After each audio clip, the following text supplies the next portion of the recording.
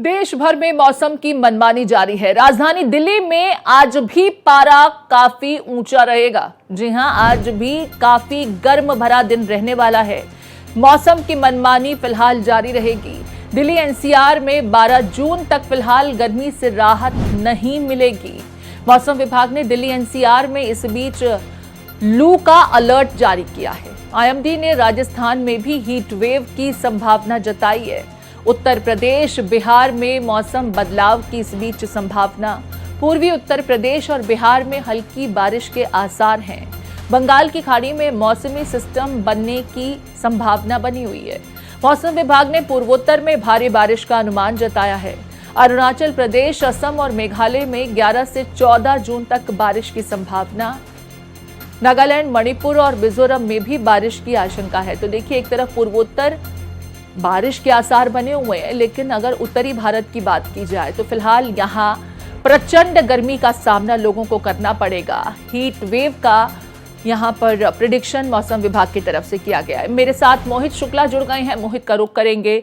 मोहित, एक तरफ अगर पूर्वोत्तर राज्यों की बात की जाए तो लगातार वहां बारिश का दौर देखने को मिल रहा है और एक बार फिर मौसम विभाग ने बारिश को लेकर आसार जताए हैं। लेकिन अगर उत्तरी भारत की जाए बात, और खास करके राजधानी दिल्ली की, दिल्ली एनसीआर के इलाके की, तो हीट वेव से अब लोग परेशान हो रहे हैं। खास करके बीते 2 से 3 दिनों में अचानक जो तापमान चढ़ा है, उससे दिल्ली वाले, आसपास के इलाके के लोग सभी बदहाल हैं। सब बारिश की उम्मीद में आसमान में टकटकी लगाकर देख रहे हैं। और देखिए प्रीति, इसके लिए तो मैं ऐसे ही समझ सकता हूं कि ये मानसून की चाल है, कहीं चढ़त है तो कहीं ढाल है। तो जो पूर्वोत्तर का राज्य जहां का आप जिक्र कर रही हैं, चाहे उसके अलावा आप पश्चिम बंगाल का देख लीजिए या फिर आप तटीय इलाकों को देख लीजिए, वहां पर मानसून पहुंच चुका है, चढ़त पर है।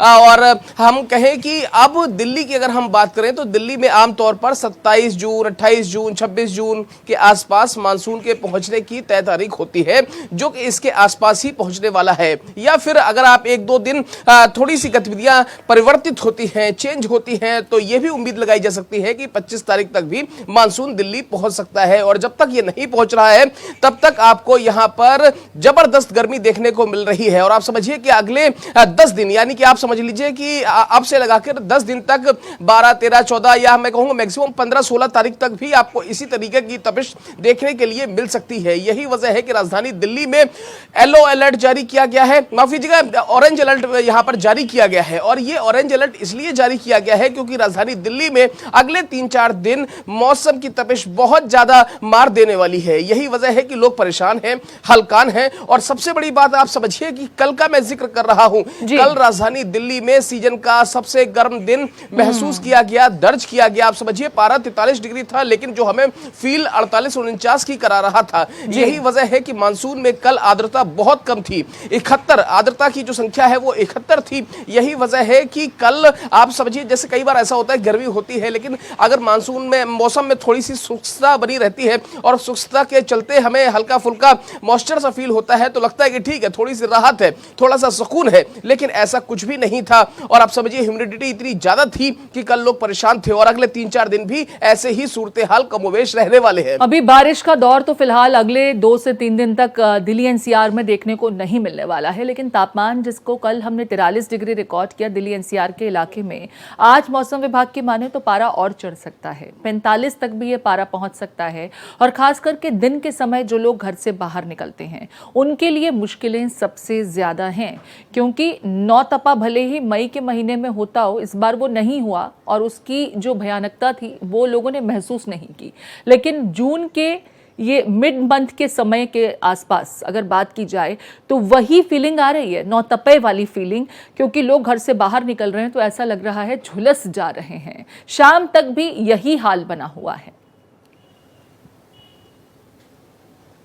बिल्कुल प्रीति, आप सही कह रही हैं, लोग बहुत ज्यादा परेशान हैं। और जो सबसे बड़ी बात है, कामकाजी लोग हैं जिनको डेली अपने रोजी रोटी की जुगाड़ के लिए बाहर निकलना पड़ता है, घर से बाहर जाना पड़ता है, ऐसे लोग बहुत ज्यादा परेशान हैं। और अब मुझे फील हो रहा है, आपको भी फील हो रहा होगा, और अब ऐसा लगता है कि आखिरकार जो हमारे बचपन में हुआ करती थी मई जून की छुट्टियां, वो क्यों की जाती थी। तो अब समझ में आ रहा है कि साहब, ये मई जून की गर्मी है, बहुत भयंकर तरीके से परेशान करती है, बहुत बार मारती है। यही वजह है कि मई जून की छुट्टियां छोटे बच्चों को तो राहत मिल सकती है, स्कूल जाने वाले बच्चों को तो राहत मिल सकती है, लेकिन जिन लोगों को हमारी और आपकी तरह ऑफिस जाना है, जिन लोगों को फील्ड वर्क करना है, जिन लोगों को फील्ड में रहना है, जिन लोगों को घर से बाहर निकलना है, काम करना है, ट्रेवल करना है, ऐसे तमाम लोगों को, और खास तौर पर किसानों को, मैं किसानों का भी जिक्र इसलिए कर रहा हूं क्योंकि आप देखिए यमुना के पार का इलाका हो, पुस्ते का इलाका हो, जो लोग खेती किसानी का काम करते हैं या देश के दूसरे हिस्सों में भी सब्जियों का काम करते हैं, आप गाजीपुर चले जाइए, आप चंदौली या जो ये वाला इलाका है, यहां पर भी सब्जियों का बहुत ज्यादा उत्पादन होता है।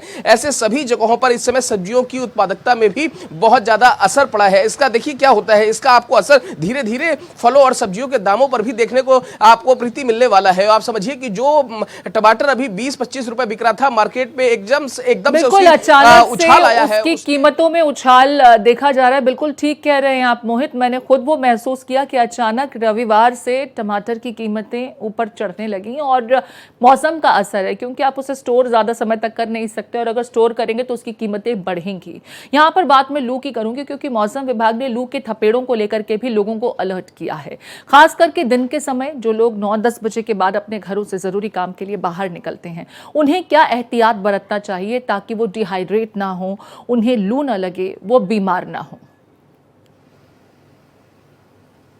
ऐसे लोगों के लिए साफ तौर पर बताया गया है कि वो ज़्यादा से ज़्यादा लिक्विड डाइट का इस्तेमाल करें। आप नींबू पानी पिएं, आप नारियल पानी पिएं, आप लिक्विड डाइट पर जाएं, सॉफ्ट ड्रिंक्स पर जाएं और अपने पेट को जितना ज़्यादा से ज़्यादा हो सके हल्का रखें। इस समय देखिए अभी कच्चे आम भी आ रहे हैं, आप आम पन्ना का इस्तेमाल कर सकते हैं। और सबसे बड़ी बात है कि अपने शरीर में आप विटामिन सी की पूरी खुराक रखिए, मतलब कमी नहीं होने दीजिए। अगर आपके शरीर में विटामिन सी की कमी होती है, दूसरे खनिज तत्वों की कमी होती है, तो यकीनन आप समझिए कि आप लूज मोशन का शिकार हो सकते हैं, आप डिहाइड्रेशन का शिकार हो सकते हैं। बिल्कुल ठीक कह रहे हैं मोहित आप। ज्यादातर अस्पतालों में अभी इसी तरह के मामले रिपोर्ट भी हो रहे हैं क्योंकि लोग इसी तरह की शिकायतों के साथ जो गर्मी का शिकार हो रहे हैं वो अस्पतालों का रुख भी कर रहे हैं। ऐसे में हमारी भी अपने दर्शकों से यही अपील है कि अगर आपको जरूरी काम से 9-10 बजे के बाद घर के बाहर निकलना है तो पहले तो अपना सर ढक कर निकलें, छाते इत्यादि का, गमछे इत्यादि का इस्तेमाल करें, सर पर गीला कपड़ा रख लें और अपने आप को हाइड्रेट जरूर करते रहें, पानी पीते रहें और अपने साथ पानी जरूर लें। बहुत शुक्रिया मोहित इस विस्तार से तमाम जानकारियों के लिए आपका।